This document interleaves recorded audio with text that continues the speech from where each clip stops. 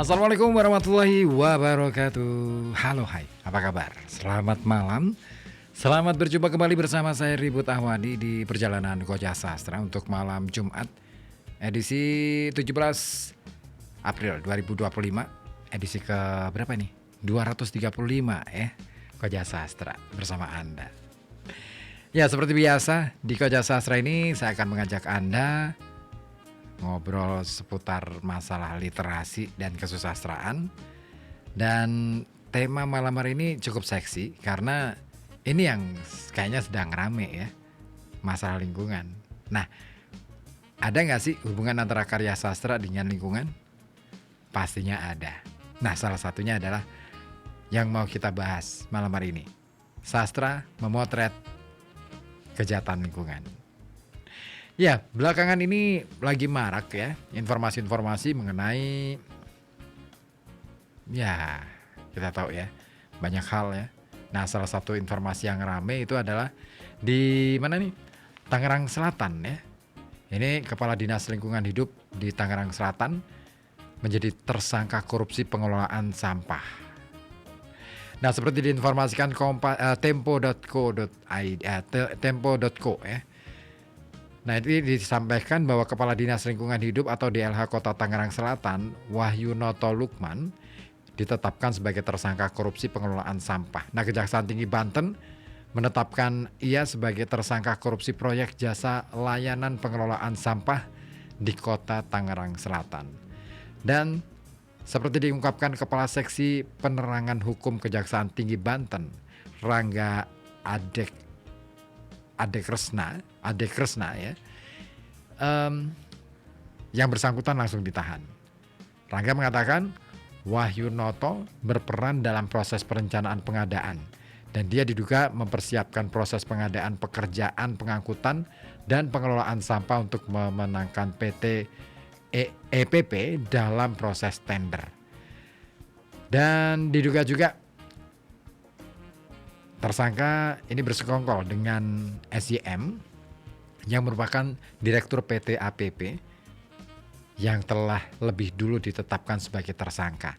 Nah, pengurusan tersebut dilakukan untuk mengurus klasifikasi baku lapangan usaha Indonesia atau KBLI agar memiliki persyaratan pengelolaan sampah, tidak hanya pengangkutan. Nah, untuk memperlancar rencana pemenangan PT EPP ini terdapat fakta yang cukup mengejutkan ada persekongkolan yang dilakukan oleh tersangka WL bersama SYM. Nah, diketahui PT EPP ini selaku pihak penyedia barang dan jasa dalam pekerjaan ini mendapat nilai kontrak pekerjaan sebesar 75 miliar ya, 940.700.000 rupiah. Nah, rincian pekerjaan yaitu jasa layanan pengangkutan sampah sebesar 50 miliar 723.200.000. Kemudian jasa layanan pengelolaan sampah sebesar 25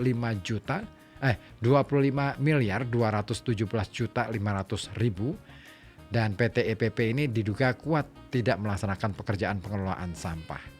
Nah, tersangka WL ini terancam kena jerat pasal 2 ayat 1 jungto pasal 18 Undang-Undang Nomor 31 tahun 1999 tentang pemberantasan tindak pidana khusus sebagaimana diubah dengan Undang-Undang Nomor 20 tahun 2001 tentang perubahan atas Undang-Undang Nomor 31 tahun 1999 tentang pemberantasan tindak pidana korupsi jungto pasal 55 ayat 1 ke 1 KUHP. Ya, ini berita yang apa ya? Gemes sih. Iya ya. Ya, siapapun kalau kita sudah bicara soal ini gemes rasanya.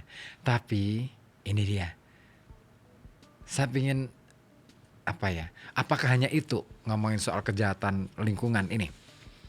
Itu mungkin salah satu kasusnya. Nah, lalu bagaimana novel Indonesia terutama ya memotret kejahatan lingkungan? Nah, Saya akan hadirkan kepada Anda permasalahan ini. Nah, saya kebetulan mendapatkan salah satu artikel ilmiah ya, yang ditulis oleh bertiga nih, Ahmad Burhanuddin, Anas Ahmadi, dan Riri Rengganis. Ketiganya dari Universitas Negeri Surabaya. Nah, ketiganya mencoba meneliti 3 novel karya dari Oki Madasari, perspektif kriminologi lingkungan. Nah, seperti apa artikelnya? Kayaknya menarik sih. Jadi Anda ya, yang mungkin saat ini sedang studi sastra ya, atau mungkin sedang ya ingin mendalami ya, bisa nih buat belajar untuk Anda. Ya, seperti ditulis oleh Burhanuddin, Ahmadi, dan juga Rengganis. Kita tahu yang namanya kelangsungan hidup manusia itu banyak sekali bergantung pada kelestarian lingkungan. Nah, jika ekosistem terganggu, pastinya akan terganggu pula kesejahteraan hidup manusia. Nah, alam ini menjadi jembatan para pengarang dan penulis karya sastra untuk menyampaikan suasana, citraan, latar, ataupun tema besar yang ada di dalam karya sastra. Nah, tiga novel karya Oki Madasari ini merupakan salah satu novel anak yang di dalamnya terdapat peristiwa tentang lingkungan yang menarik untuk kita tengok, terutama dalam konteks memotret kriminologi lingkungan. Lalu, tapi sebentar, saya ingin ini dulu. Ada yang tahu siapa Oki Madasari? Hah? Ada? Dia ini aktivis, dia juga seorang dosen di UI ya. Tapi yang jelas dia sering banget nongol di YouTube dan juga sering banget nongol di media-media massa. Beliau ini seorang PhD atau lulusan S3 ya. Lahir 30 Oktober tahun 1984. Dia bisa dikatakan seorang sastrawan sekaligus sosiolog Indonesia yang dikenal karena penggambarannya tentang kondisi sosial dan politik di Indonesia. Dia fokus pada perlawanan terhadap ketidakadilan dan perjuangan untuk kebebasan dan kemanusiaan. Nah, sebagai sastrawan, dia pernah memenangkan Kusala Sastra Khatulistiwa pada tahun 2012 untuk novel ketiganya yaitu Maryam. Itu terjadi pada usia 28 tahun dan pernah juga menjadi pemenang termuda sepanjang sejarah penghargaan itu. Novel pertamanya berjudul Entrok, bercerita mengenai kehidupan di bawah kekuasaan totalitarian dan militerisme di era Orde Baru di Indonesia. Novel ini diterjemahkan ke dalam bahasa Inggris serta diterbitkan pada bulan Juli tahun 2013 dengan judul The Years of Voiceless, ya. The Years of the Voiceless. Nah, dua novel lainnya, Maryam dan Pasung Jiwa, juga diterjemahkan dalam bahasa Inggris masing-masing The Outcast dan juga Bound. Pada tahun 2016 bulan Mei tepatnya, Oki juga menerbitkan novel kelimanya judulnya Kerumunan Terakhir yang bercerita tentang kegagapan generasi muda dalam menghadapi perubahan zaman, utamanya yang disebabkan oleh kehadiran teknologi. Nah, Oki Madasari ini kelahiran Magetan, Jawa Timur. Dia lulus jurusan Hubungan Internasional Universitas Gadjah Mada tahun 2005 dengan gelar sarjana di bidang ilmu pengetahuan politik. Dia juga memilih untuk menjadi pewarta alias jurnalis ya, serta penulis sejak kelulusannya, dan pada tahun 2012 ia mengambil jurusan sosiologi untuk gelar magisternya di Universitas Indonesia dan lulus pada tahun 2014. Nah, tesisnya berjudul Genealogi Novel-Novel Indonesia, Kapitalisme, Islam, dan Sastra Perlawanan. Dari situ Dia juga mendapatkan beasiswa penuh dari Universitas Nasional Singapura atau NUS pada tahun 2019 untuk menempuh program doktor pada universitas tersebut. Nah, Oki juga menyelesaikan disertasi doktoralnya dengan judul Sensor dan Produksi Pengetahuan di Indonesia. Nah, gelar PhD diraih dalam bidang ilmu sosial pada tahun 2024. Belum lama kemarin ya. Nah, ini dia Oki Mandasari. Nah, sosoknya sih asik karena dia ini kalau bicara sering ceplos-ceplos gitu ya. Belak-belakan banget. Saya suka cara dia bicara. Apalagi kalau sudah ngomongin soal keadilan dan pokoknya hak asasi manusia. Seru. Baik, ada yang mau komen? Ada yang mau ikut bergabung? Memberikan komentar atau tanggapan ya? Bisa Anda sampaikan melalui saluran telepon 0285424474 ataupun melalui WhatsApp di 0855420912. Ditunggu pokoknya dari Anda ya.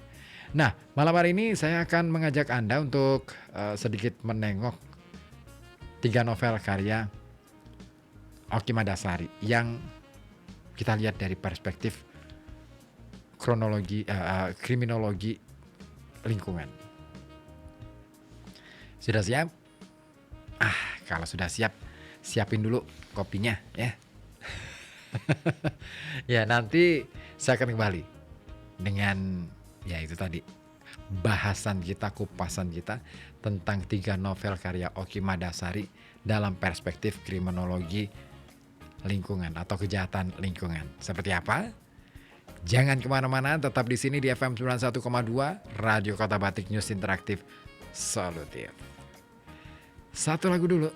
Saya ingin hadirkan ke ruang dengar Anda, memanaskan suasana ya. Dari kantata Takwa. Gelisah.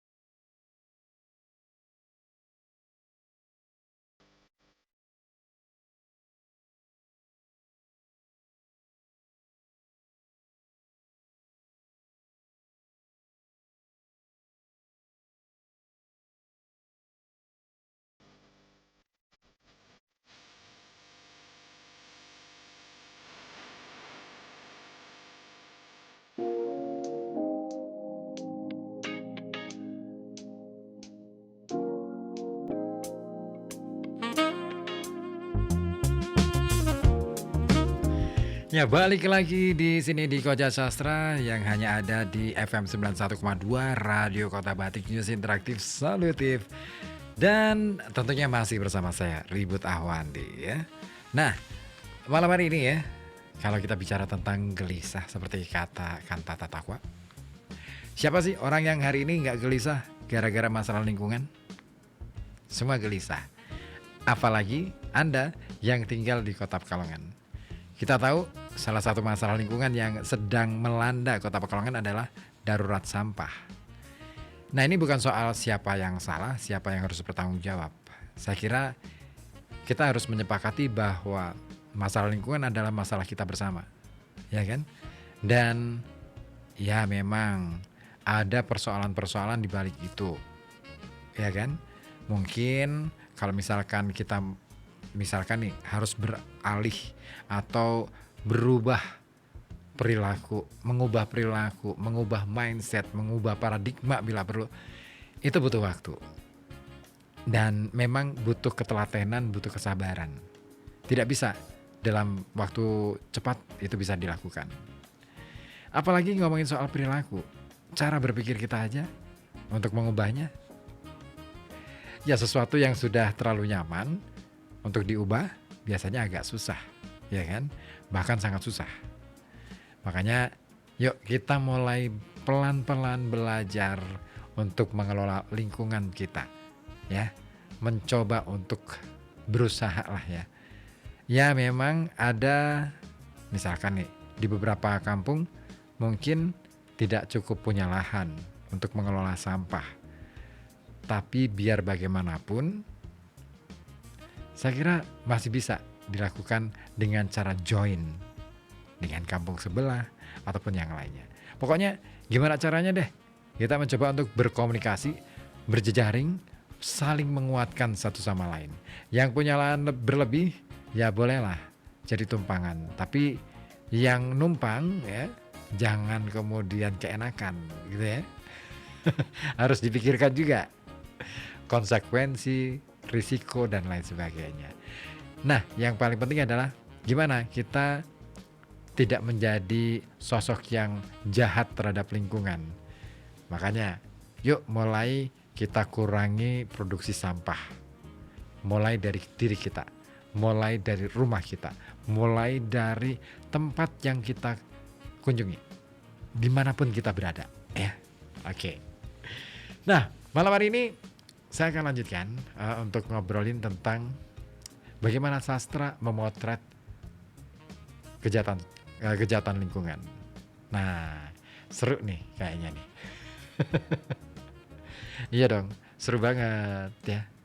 Karena bicara soal kejahatan lingkungan, kita sebenarnya bicara tentang banyak hal, banyak aspek yang sangat-sangat berkenaan atau berkaitan dengan masalah lingkungan. Kenapa bisa begitu? Karena kejahatan lingkungan ini sebenarnya sudah menjadi ancaman nyata terhadap keberlangsungan hidup. Tidak hanya kepada manusia, tidak hanya kepada lingkungan alam semesta, tetapi juga bagi kesejahteraan hidup kita sebagai manusia. Nah, fenomena ini melibatkan berbagai tindakan yang secara langsung atau tidak merusak dan juga mengancam integritas lingkungan alam. Nah, tindakan-tindakan itu diantaranya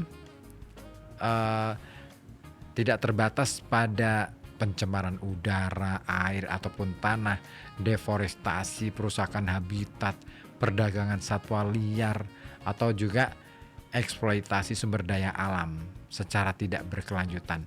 Nah, salah satu dampak utama dari kejahatan lingkungan itu adalah sebenarnya kita akan sangat rugi dari sisi ekonomi maupun dari sisi yang lainnya. Ya, misalnya nih ya, pencemaran lingkungan itu bisa mengganggu produksi pertanian, memengaruhi sektor pariwisata, meningkatkan biaya kesehatan masyarakat. Jadi biaya kesehatan itu jadi mahal. Kenapa? Karena semakin banyak orang, kualitas kesehatan kita itu turun. Nah, sementara deforestasi atau pengundulan hutan, ya, ini bisa menyebabkan kerugian ekonomi jangka panjang melalui hilangnya layanan ekosistem seperti penyerapan karbon dan juga penyediaan air bersih. Semakin hutan kita digundul, semakin air bersih itu sulit untuk didapat persediaannya. Bahkan bisa jadi, ini yang belum diteliti ya, bagaimana dengan kadar oksigen. Nah, apakah juga akan juga dipengaruhi oleh deforestasi itu tadi. Nah, pokoknya banyak banget hal yang sangat berkenaan atau berhubungan dengan kejahatan lingkungan hidup. Nah, balik lagi ke masalah novel. Ya, kriminologi lingkungan pasti itu menjadi ancaman dan juga menjadi perhatian. Patut untuk kita perhatikan. Nah, ada studi yang menarik dilakukan oleh Garrett dan dia menunjukkan bahwa keberkaitan perusakan lingkungan dalam sastra dan lebih dikenal dengan ekokritik. Nah, selain itu Sudikan pada tahun 2017 juga melakukan studi dan dia menemukan keberkaitan kerusakan lingkungan dalam sastra yang dipotret oleh pengarang ini sebagai bentuk kesadaran pengarang dalam menjaga lingkungan. Ya, kepedulian para pengarang, para sastrawan. Dia menyuarakan kepedulian itu melalui karya-karyanya, baik dalam bentuk apapun itu ya, tulisan ataupun yang secara lisan disampaikan secara langsung gitu ya. Itu adalah salah satu cara ya, salah satu alat ya untuk bisa untuk menggemakan kembali, yuk kita stop berbuat jahat pada alam atau berbuat jahat pada lingkungan. Nah, sementara Ahmadi pada tahun 2019 ini juga melakukan hal yang sama dalam studinya. Dia menambahkan apabila dikaitkan dengan konteks kesusastraan, kriminologi dapat digunakan sebagai alat bantu untuk membedah masalah kriminologi pada suatu karya sastra. Jadi secara umum ya, kriminologi ini dapat diartikan sebagai ilmu pengetahuan yang menyelidiki segala kejahatan seluas-luasnya. Nah, objeknya itu bisa terdiri dari 3 bagian, yaitu kejahatan, pelaku, reaksi masyarakat terhadap perbuatan yang melanggar hukum, dan pelaku kejahatan. Nah, kriminologi ini tidak dapat dipisahkan dari hukum pidana. Ya, ilmu kriminal atau kriminologi ini telah berkembang sampai memiliki banyak cabang. Nah, salah satu cabangnya adalah green criminology atau kriminologi lingkungan. Kapan itu dikenal? Nah, ini dia. Sejak awal tahun 90-an, ini kriminologi yang satu ini, green criminology, ini dikenalkan oleh Lynch. Dan kriminologi lingkungan ya, ini telah berkembang menjadi studi yang khas dan subur yang sekarang menyatukan para kriminolog dengan berbagai kepentingan penelitian dan orientasi teoretis, di antaranya seperti Bernie, Shaw, Sodun, Brisman, dan juga White. Nah, Potter pada studinya tahun 2010 lalu sempat mengungkapkan bahwa penelitian kriminologi lingkungan rupa-rupanya telah mengalami peningkatan dalam beberapa tahun terakhir. Hal itu tampak pada banyaknya penelitian kriminologi yang memusatkan perhatiannya pada kejahatan lingkungan. Nah, kejahatan terhadap lingkungan ini bisa ditemukan di dalam karya sastra ini kawan, karena karya sastra ini dianggap sebagai wahana yang memungkinkan untuk membuat masyarakat pembaca itu bisa menemukan cermin dari kehidupan nyata. Dia menyimpan berbagai permasalahan kehidupan. Salah satunya yang berkenaan dengan masalah-masalah lingkungan hidup. Dan lingkungan hidup ini seringkali tidak sekadar menjadi latar sebuah cerita, terutama cerita-cerita fiksi dalam karya sastra, tetapi juga dapat menjadi tema utama dalam sebuah karya sastra. Nah, pemilihan diksi seperti air, pepohonan, sungai, ombak, awan, dan juga batu gitu, laut, gunung, dan kata-kata yang memperlihatkan bahwa lingkungan hidup ini dimanfaatkan oleh sastrawan untuk menggambarkan latar ataupun isi yang ada di dalam karya sastra itu sendiri.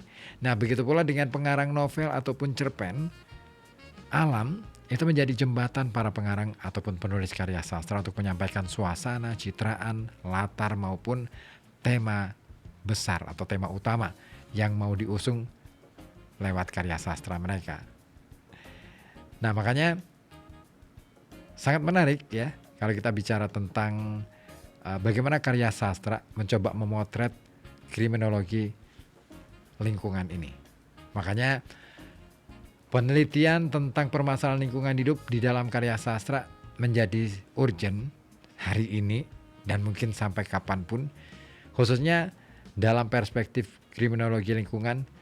Ini dilakukan untuk menunjukkan bahwa kriminologi lingkungan juga terdapat di dalam karya sastra yang ditunjukkan dalam berbagai hal, terutama dalam tema.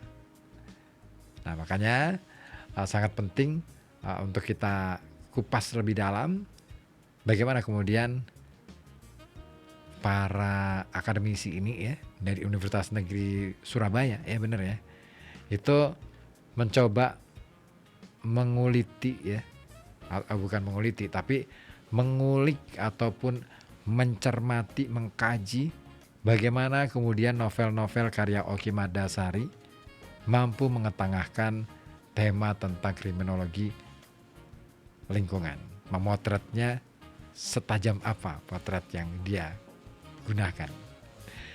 Makanya yang menarik dari penelitian ketiga penulis ini adalah karya sastra, kata mereka, ini memiliki kompleksitas seperti perburuan liar hingga eksploitasi lautan. Nah, secara umum ketika novel karya Oky Madasari diantaranya Mata di Tanah Melus, kemudian Mata dan Rahasia Pulau Gapi, dan Mata dan Manusia Laut. Novel ini dipilih, dan ketika novel ini sebenarnya bukan novel untuk orang dewasa, tapi justru novel anak. Seru kan? Bagaimana Oky Madasari membincangkan kejahatan lingkungan atau kriminologi lingkungan bukan dengan orang dewasa, justru kepada anak-anak. Why? Kenapa? Ada apa sebenarnya? Pengen tahu lebih dalam lagi? Oke deh, jangan kemana-mana, tetap sini aja ya. Jangan digeser kemana-mana. Saya akan hadir lagi di Koja Sastra. Tapi saya ingin hadirkan ini dulu deh. Satu mana ya yang kayaknya seru untuk kita simak musiknya. Mana sih, ampun. Ini aja deh ya, Qua Etnika, Gandean. Untuk Anda di Koja Sastra. Dari Jogja, Gandean.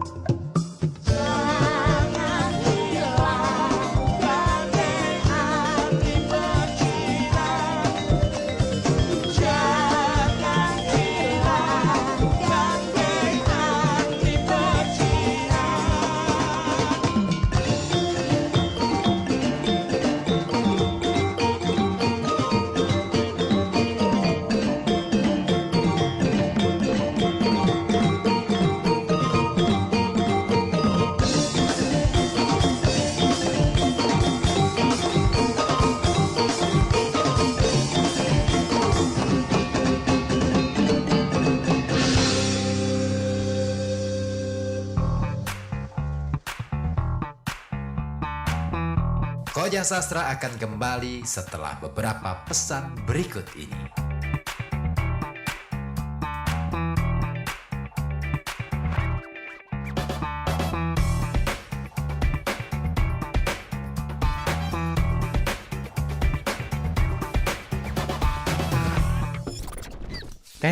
Warung sego goreng Elek Jono, gel ramene pok, sing tuku akeh, terus sing do mangan nang kono ya juga akeh. Nganggo pesugihan apa dong Lah kuwi sampean kudune ngikuti jejak Elek Jono, aja mung gresah karo iri, terus nuduh sing ora-ora. Lah apane sing kudu tak ikuti? Ngene, warung Elek Jono kuwi rame udu karena nganggo pesugihan, tapi Elek Jono kae nganggo wajan merek Matahari sing resik, kuat tur kinclong. Dadine sing do tuku kuwi seneng.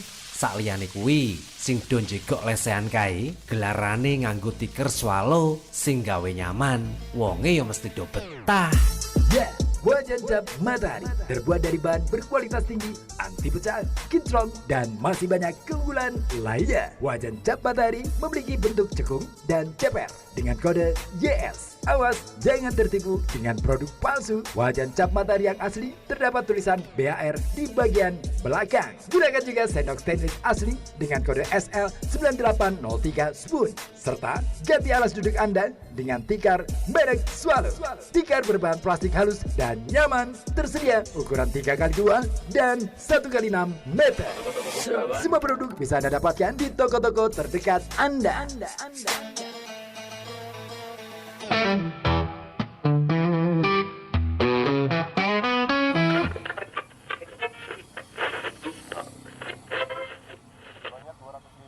Bang, biasa rokok tanpa cukai 1 slop bang. Aman bro, nih sudah saya siapkan buat kamu. Gawat bro, ada mobil patroli. Tahu gak kamu, rokok tanpa cukai atau rokok ilegal bukan cuma merusak kesehatan, tapi juga melanggar hukum. Ya, rokok ilegal mengandung bahan berbahaya, bisa merusak kesehatan kamu. Makanya jangan sekali-kali melanggar Undang-Undang Republik Indonesia Nomor 39 Tahun 2007. Selain kena denda besar, kamu juga bisa dipenjara. Mau dipenjara? Makanya dukung dong Indonesia dengan memilih rokok yang sah. Beli rokok hanya di tempat yang terdaftar dan sah. Jangan pilih yang ilegal. Rokok ilegal murah sih, tapi berbahaya. Ayo, gempur rokok ilegal. Lagu-lagu hits Iwan Fals. Senada dengan lirik yang ditulis Frankie Sahilatua. Dilengkapi dengan romantisnya nyanyian Ariel Noah. Semuanya bisa Anda dengarkan di Legenda Musik Indonesia. Legenda Musik Indonesia hadir menemani malam minggu Anda mulai jam 10 malam dengan lagu-lagu hits musisi Indonesia ternama. Ikuti juga kisah perjalanan mereka tiap akhir pekan hanya di FM 91,2 Radio Kota Batik. Silakan bergabung via 424474 atau WA 0855 420912. Legenda Musik Indonesia, berbagi cerita di balik titian nada.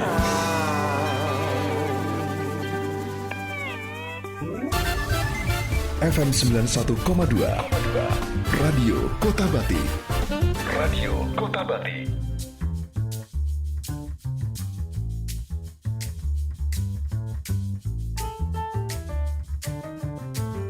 Anda masih menyimak Koja Sastra bersama saya Ribut Ahwandi hanya di FM 91,2 Radio Kota Batik.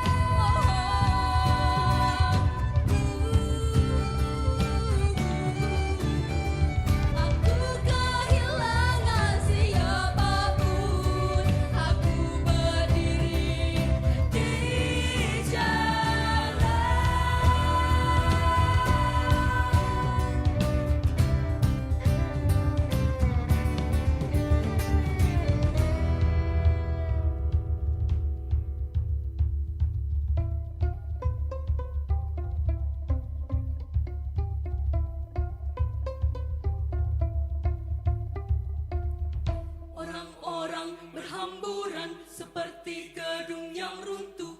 Mereka berusaha mendapatkan apa?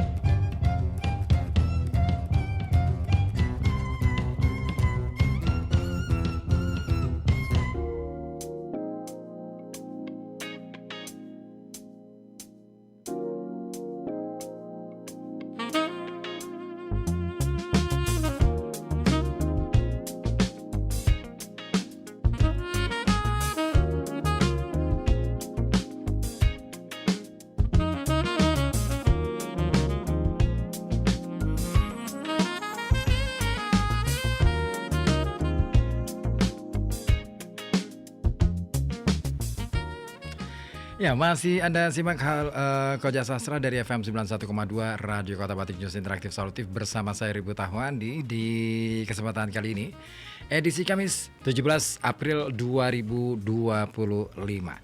Sudah menit 10, tinggalkan pukul 20 waktu Radio Kota Batik ya. Dan kita masih mengupas salah satu karya sastra yang baru ya, ditulis oleh seorang sosiolog, juga aktivis ya, Oki Madasari ya.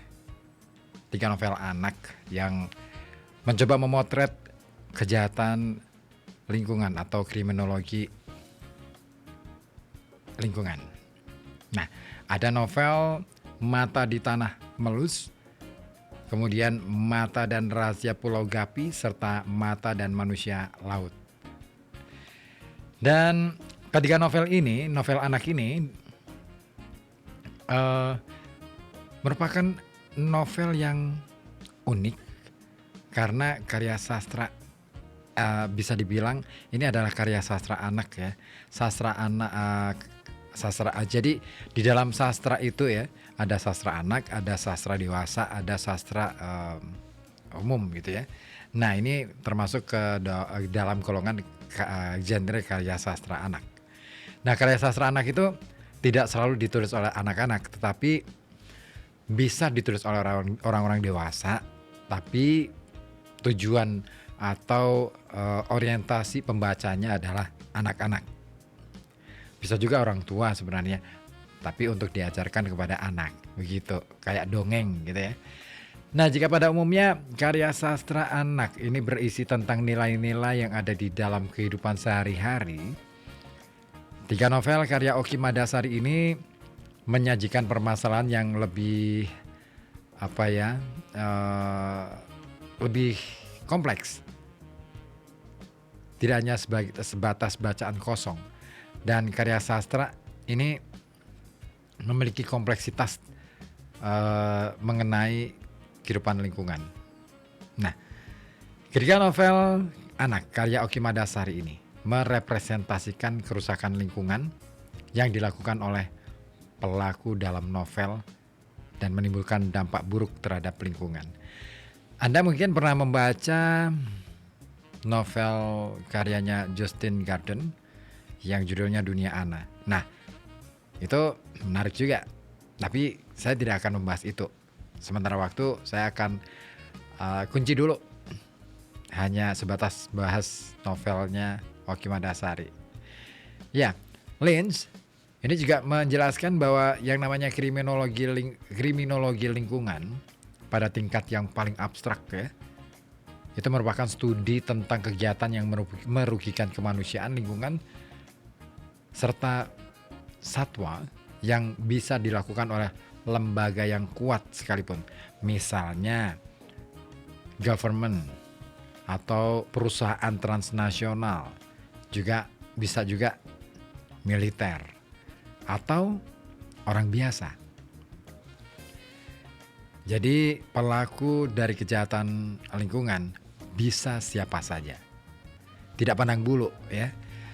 Lalu Brisman dan Soud ini mengungkapkan bahwa kriminologi lingkungan itu adalah kejahatan dan sangat berbahaya.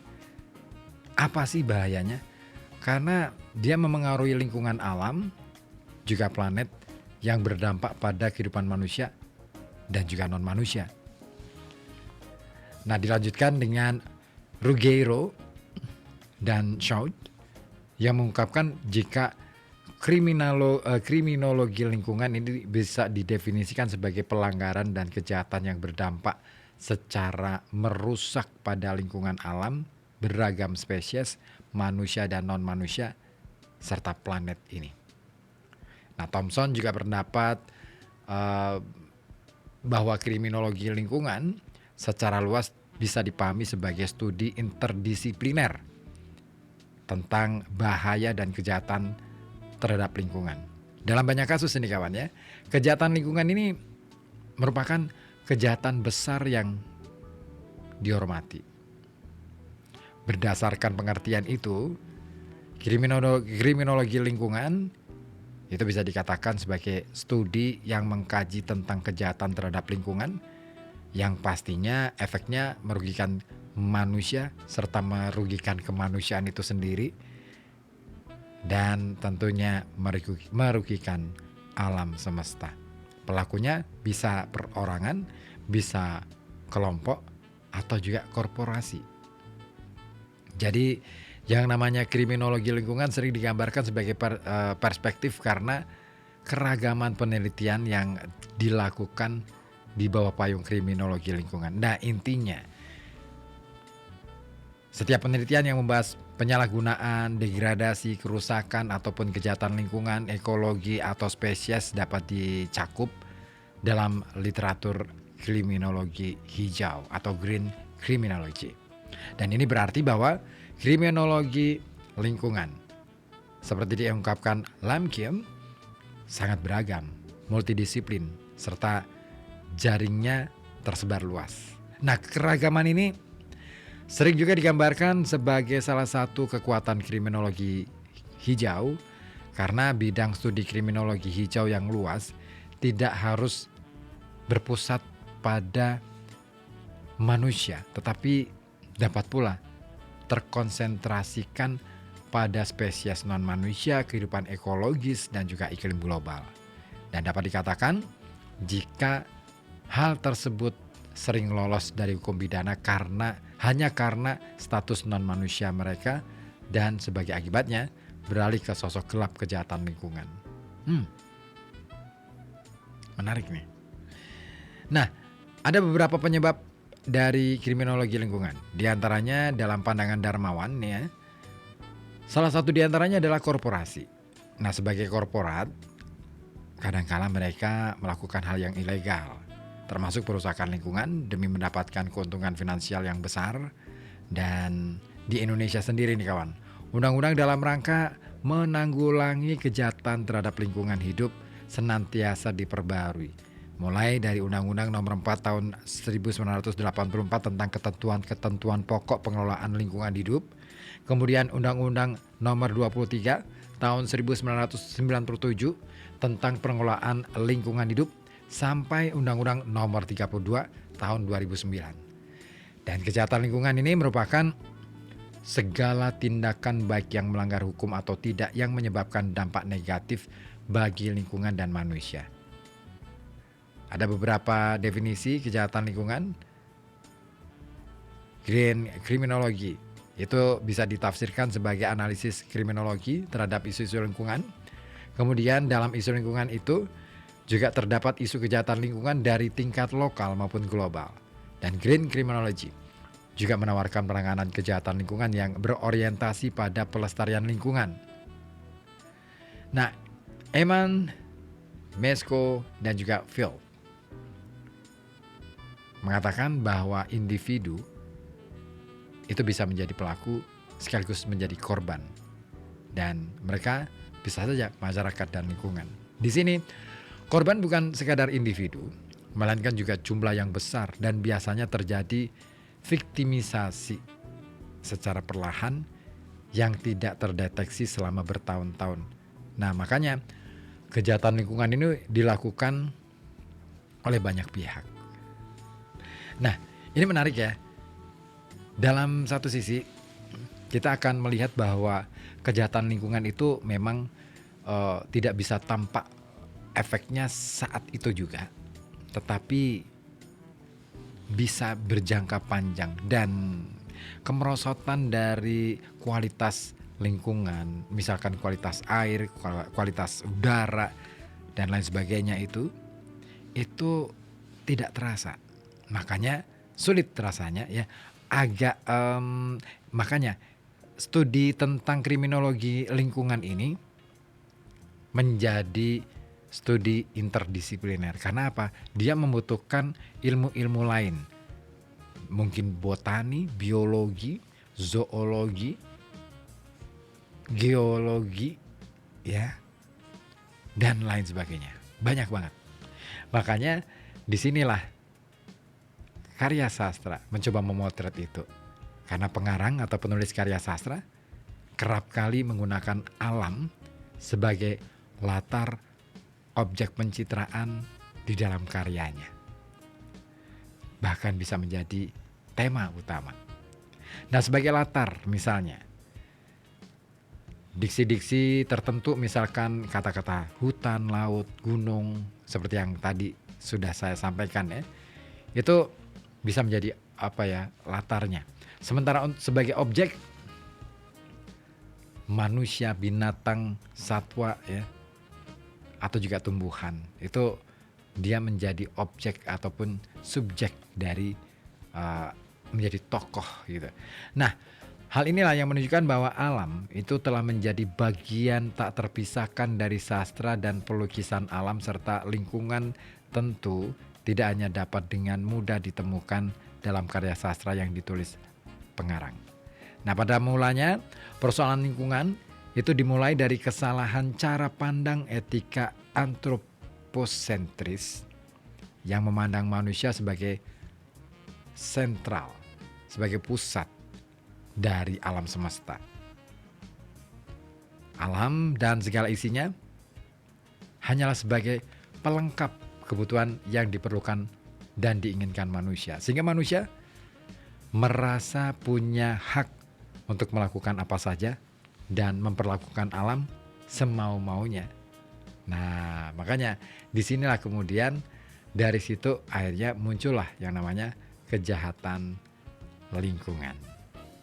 Ya, manusia secara kodrati memang diberi hawa nafsu yang bisa saja melahirkan sikap eksploitatif terhadap kekayaan alam dan sangat sedikit melakukan tindakan konservatif.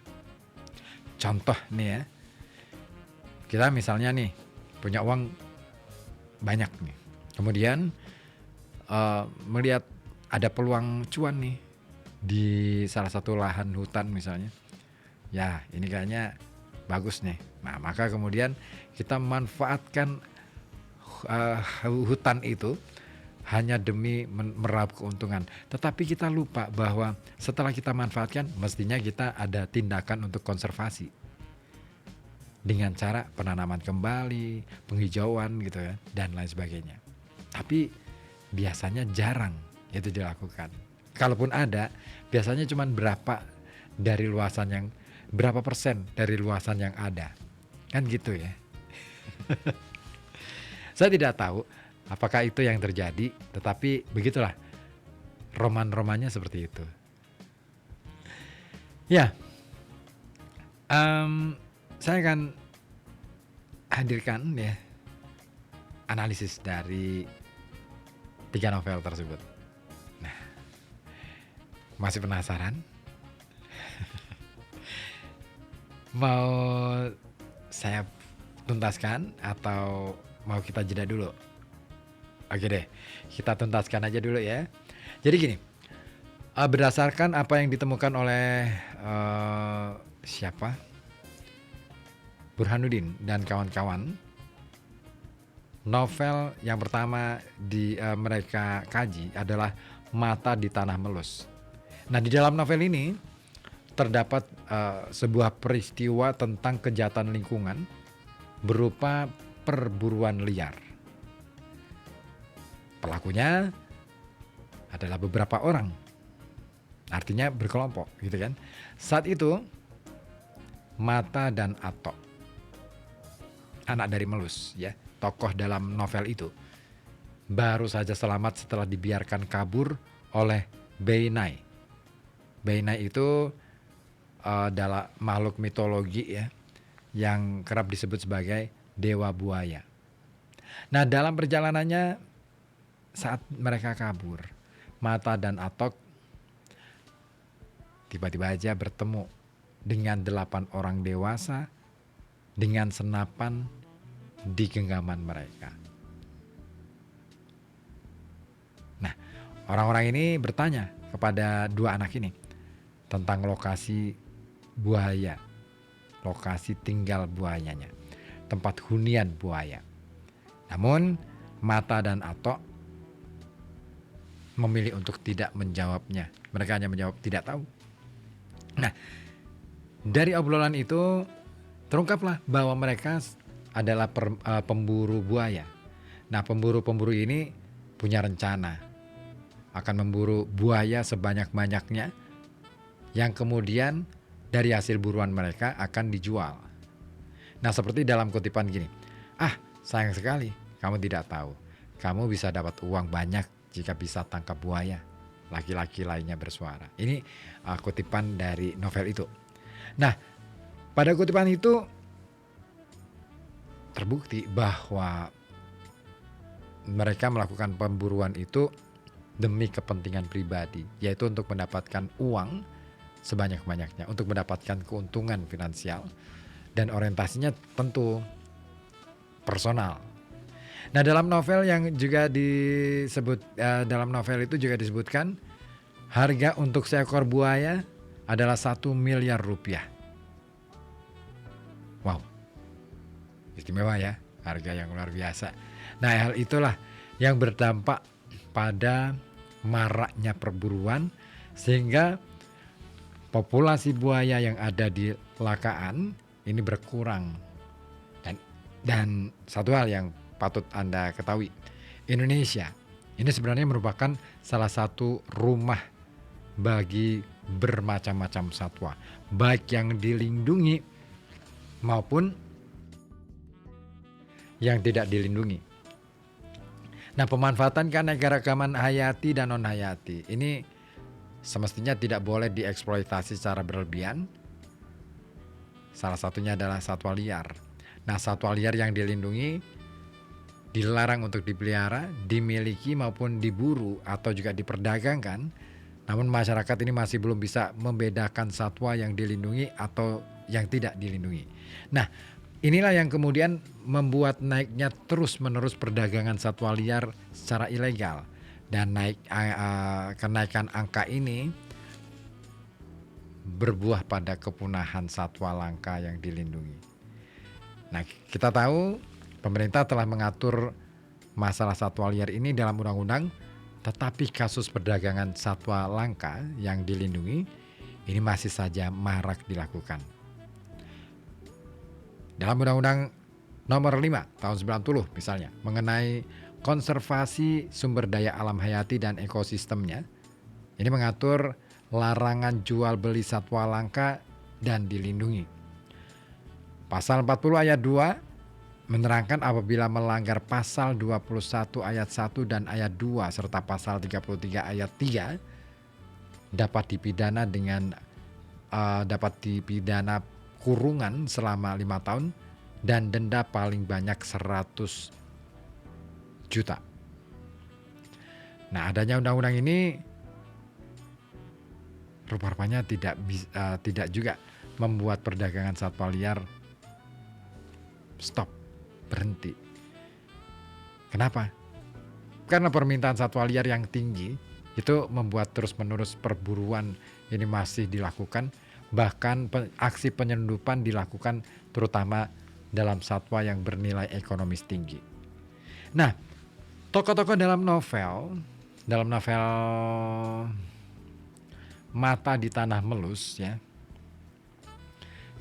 yaitu Matara dan Atok, ini rupa-rupanya punya peran penting dalam penggambaran novel itu untuk menggantikan perburuan liar yang dilakukan para pemburu. Nah, seperti dalam kutipan novel itu dicantumkan, kami ikut bergabung dengan rombongan perburuan ini. Kata Atok, ini satu-satunya cara untuk menyelamatkan buaya-buaya itu, untuk menyelamatkan Beinai. Nah, sadar akan kekuatan mereka yang tidak mampu untuk melawan para pemburu. Cara yang mereka lakukan dan mereka tempuh ini bisa dibilang cukup diplomatis. Karena mereka mengikuti para pemburu itu. Tapi maksudnya baik, yaitu gimana cara menemukan cara yang paling tepat untuk menghentikan aksi perburuan liar, terutama ketika mereka sampai di tempat buaya berada. Nah, ketika para pemburu baru memulai pemburuannya, Matara dan Atok berteriak Benai yang bermaksud memanggil dewa buaya. Nah, secara ajaib dalam novel itu diceritakan tiba-tiba saja banyak buaya muncul ke permukaan. Mereka membelit para pemburu dan membawa mereka pergi. Ya, itulah novel anak-anak ya.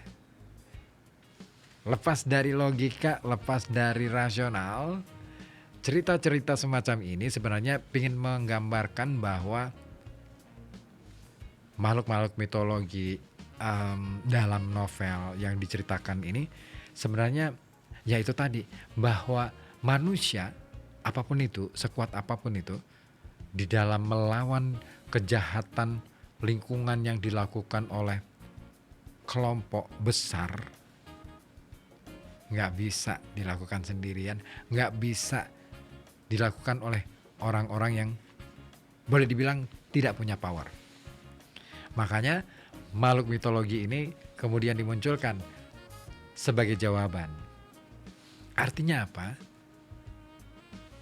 Di dalam keterbatasan kemampuan manusia untuk mengurai persoalan, ada kekuatan lain yang lebih dahsyat dari kekuatan apapun.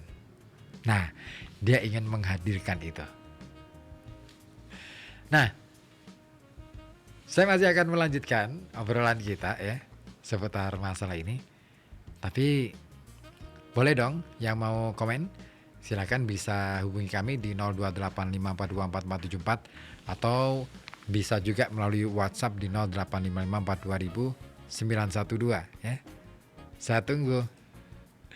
Nah, kali ini saya akan hadirkan terlebih dahulu persembahan dari siswa-siswi SMA Negeri Tanjung Sari ya. Tanjung Sari, kalau tidak salah ini Tanjung Sari di Jawa Barat deh ya. Judulnya sebuah musikalisasi puisi karya dari Benny R. Budiman, judulnya Kota Angin. Nah, seperti apa? Kita simak bersama di Kojah Sastra.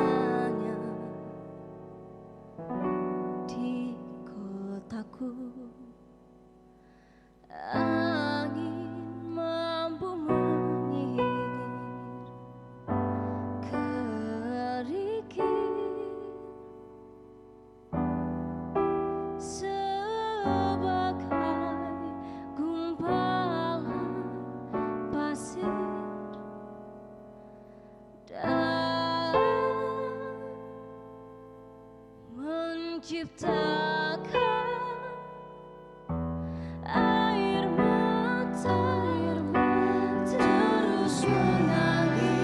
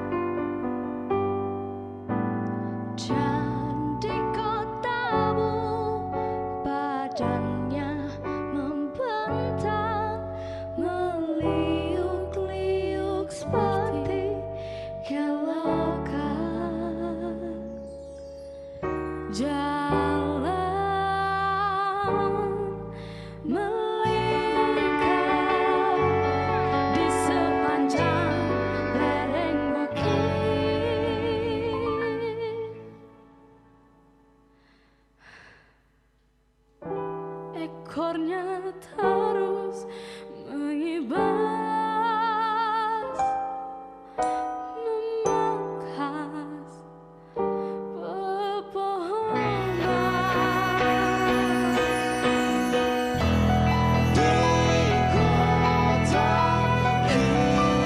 kita. Angin adalah kebenaran, seperti kulit ular, selalu muda dan telah menjelma diri kita bersama.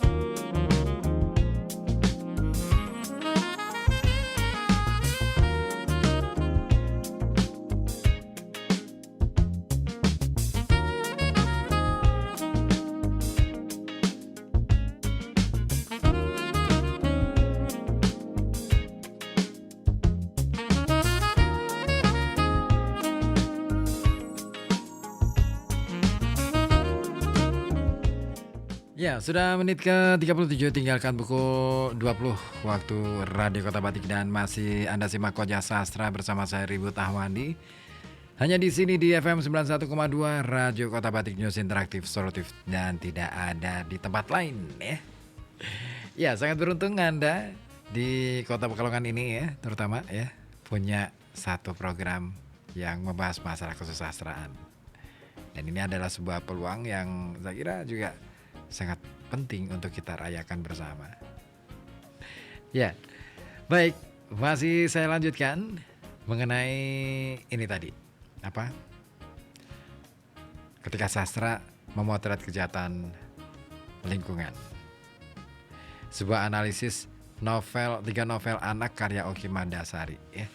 Nah, saya baru saja menyadari bahwa Benai ya, atau dewa buaya itu memang bisa dikatakan sebagai makhluk mitologi yang dikatakan dipercaya sebagai dewa buaya yang melindungi Melus. Dan dia itu memberikan kekuatan Paramaun. Nah, B ini digambarkan sebagai sosok yang baik hati, bisa mengayomi anak-anak, selalu merawat dan menjaga bumi. Nah, hal semacam ini mungkin ya bagi orang modern yang mungkin tidak pernah berpikir bahwa itu cuma mitos. Ingat bahwa mitos kadang-kala sangat diperlukan di dalam hal untuk memproteksi, ya kan? Nah, tapi mitos nggak sih bahwa sekarang ini teknologi jauh lebih pesat majunya daripada manusianya, ya kan? Manusia lebih percaya pada teknologi daripada pada dirinya sendiri, bahkan pada Tuhan. Nah, kalau sudah ada kepercayaan semacam itu, teknologi bisa jadi mitos juga. Nyadar ya. Baik, saya lanjutkan lagi obrolan kita seputar novel ini ya. Nah, ternyata nggak cuman perburuan satwa liar. Ada juga diceritakan dalam novel tersebut Mata dan Rahasia Pulau Gapi ya. Ini diceritakan di dalam novel itu mengenai perburuan satwa langka. Nah, ini diceritakan dalam novel itu tadi Mata dan Rahasia Pulau Gapi. Nah, novel kedua ini ya, novel anak yang ditulis Oki Madasari ini, kalau kita baca novel itu, kita akan menemukan sebuah peristiwa perburuan hewan langka yang jika itu dibiarkan akan sangat mengganggu ekosistem. Nah, seekor kucing yang bisa bicara bernama Molu dalam novel itu diceritakan sedang berjalan-jalan ke hutan bersama Alfred. Di hutan itu Alfred meneliti berbagai flora dan fauna di hutan Gamalama. Sampai suatu ketika Alfred tiba-tiba mengambil sebuah senapan dan menembak 4 burung. Nah, setelah dijelaskan oleh Alfred, ternyata keempat burung tersebut adalah burung langka. Lalu kenapa Alfred melakukan itu? Alasan Alfred menembak mati burung itu karena untuk dijual ke museum dan kolektor. Nah, seperti diungkapkan dalam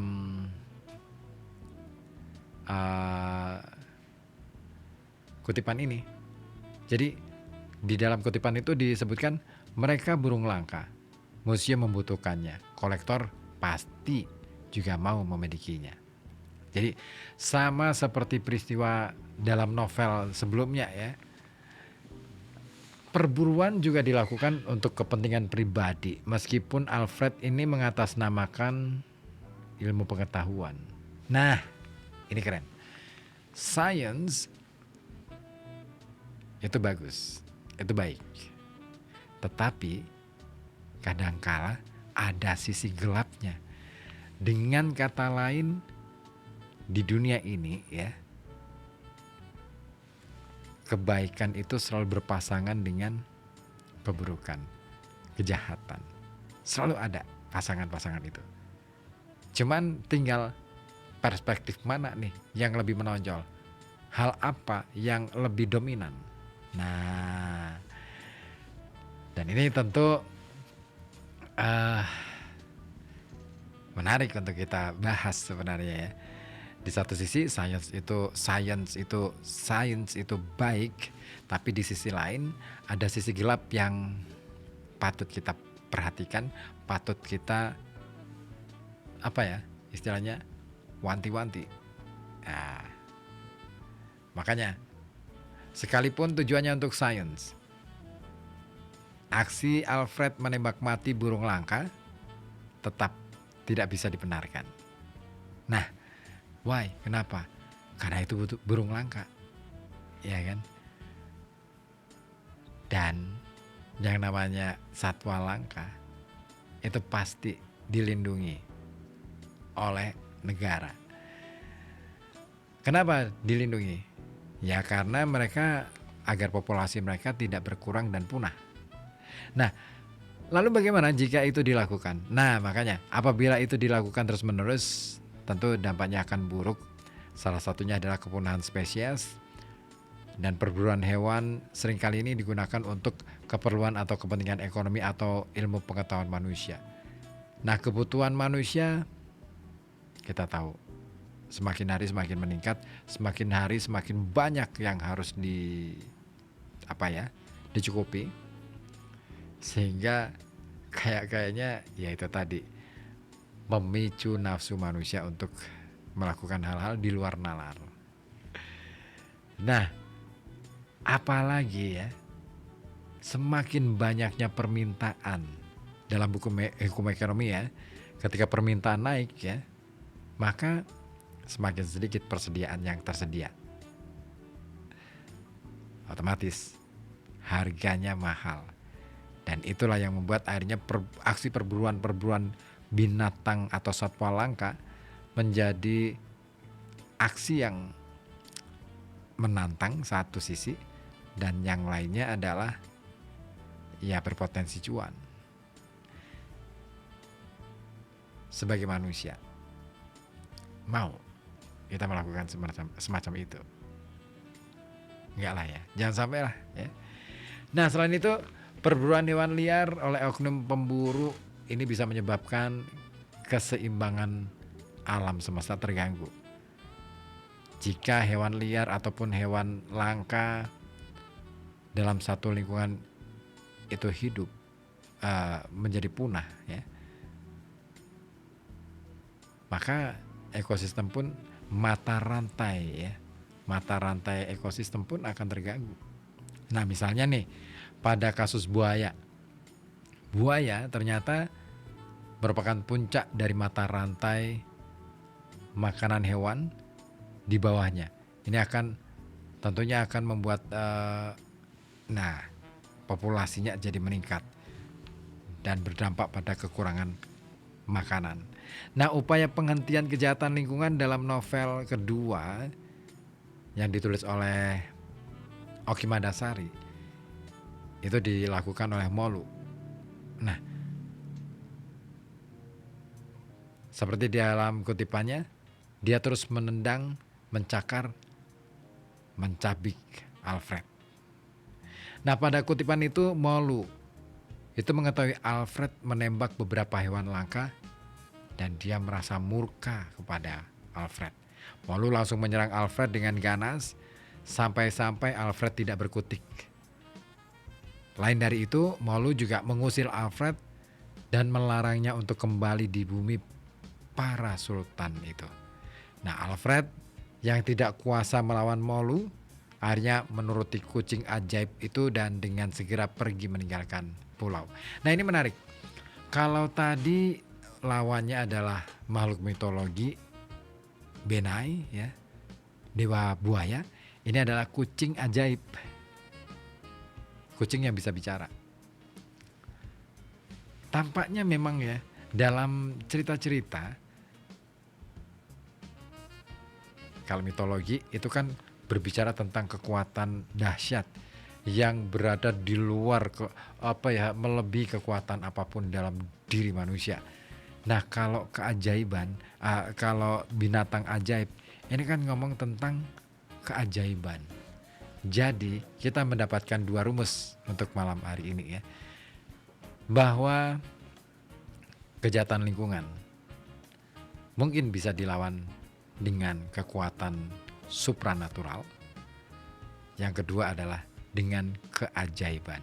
Kita tunggu keajaiban. Lalu rumus ketiga apa nih? Nah, ini yang menarik. Novel ketiga karya Oki Madasari, yaitu judulnya Mata dan Manusia Laut. Pasti ya, kalau sudah bicara judulnya aja sudah jelas nih. Ini pasti ngomongin soal laut nih. Jadi novel ini menceritakan kejahatan terhadap lingkungan berupa eksploitasi laut.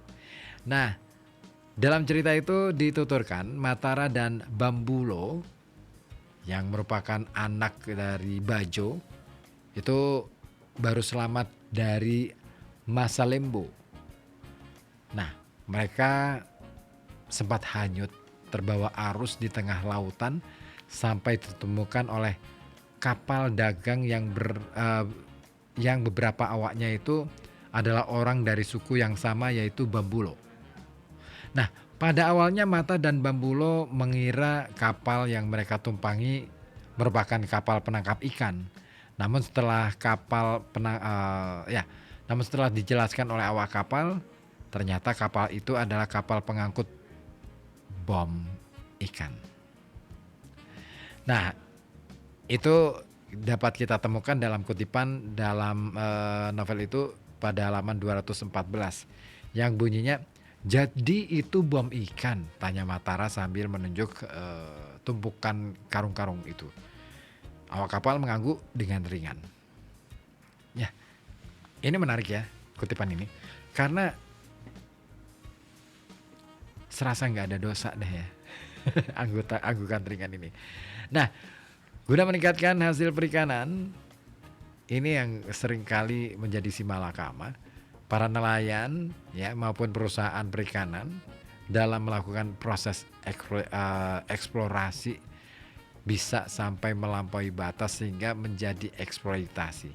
Dan mereka ya kita tahu kalau sudah menjadi bisnis pasti ada persaingan yang ketat ya, sehingga mereka ini kerap kali melakukan hal-hal atau tindakan-tindakan di luar pagar hukum alias ilegal. Nah, seperti yang dilakukan dalam cerita ini yaitu dengan bom ikan. Nah, penggunaan bahan peledak atau bom ikan untuk menangkap pada prinsipnya jelas-jelas tindak pidana. Pemboman ikan juga dapat merusak kehidupan ekosistem, terutama ekosistem laut, sehingga menghambat upaya konservasi ataupun pemulihan kembali ya biota laut atau ekosistem laut. Nah, penangkapan ikan dengan bom di beberapa tempat juga berdampak pada terancamnya keanekaragaman hayati pantai dan laut. Nah, upaya yang dilakukan ataupun di dalam novel ini ya, kemudian ada upaya penghentian eksploitasi laut itu, yaitu dilakukan langsung oleh pihak yang berwajib.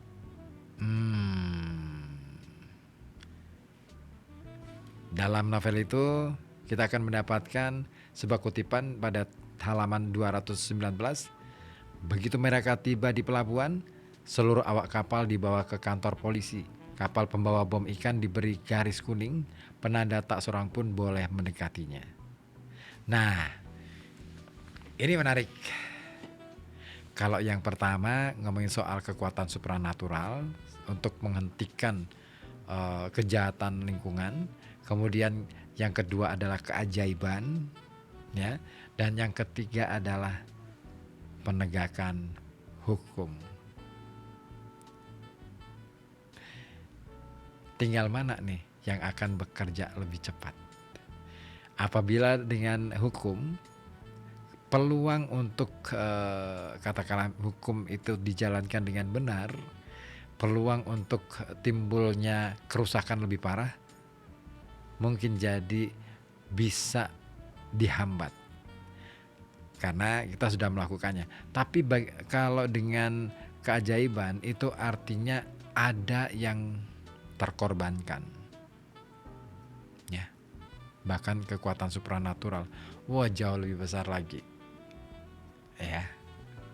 Nah, novel ketiga ini seperti ditulis oleh Burhanuddin,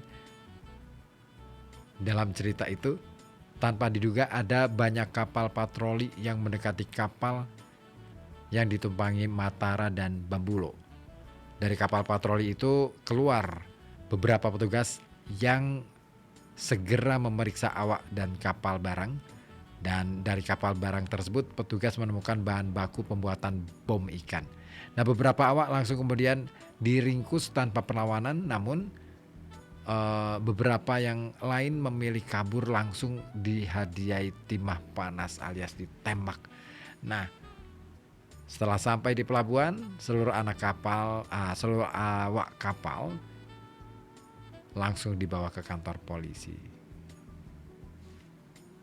Ya, kita berharap sih penegakan hukum itu ya, karena itu untuk mencegah kerusakan yang lebih parah. Artinya gini, manusia diberikan kewenangan untuk mengatur ataupun mengelola alam ini. Kalau manusia sudah tidak mampu lagi, maka ada dua jalan lain, keajaiban dan kekuatan maha dahsyat. Mana yang akan kita pilih? Keajaibankah? Atau kekuatan maha dahsyat yang dampaknya bisa lebih besar? Orang yang tidak melakukan kejahatan pun bisa kena dampaknya. Sementara keajaiban mungkin jadi itu akan menjadi pelajaran ya bagi semua orang.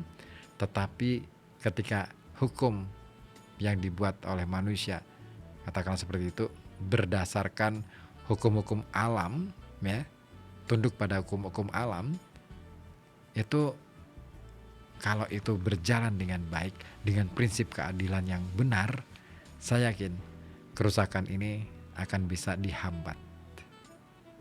Wow, dahsyat ya. 3 novel Ogi Madasari memberikan pengetahuan dan penyegaran pikiran kita tentang bagaimana sih alam bekerja untuk manusia dan bagaimana sumbangsih manusia bagi alam semesta. Mana yang lebih punya potensi lebih besar, merusak atau menjaganya tetap lestari. Saya Ribut Awani, saya harus pamit dari Koja Sastra. Terima kasih yang masih setia bersama kami di sini di FM 91,2 Radio Kota Batik News Interaktif Solutif. Ketemu lagi minggu depan dengan topik yang menarik lagi. Nanti malam pukul 10 kita akan kembali di Rehat Malam spesial Malam Jumat Kliwon. Jangan pindah channel Anda, tetap di sini di FM 91,2 Radio Kota Batik News Interaktif Solutif.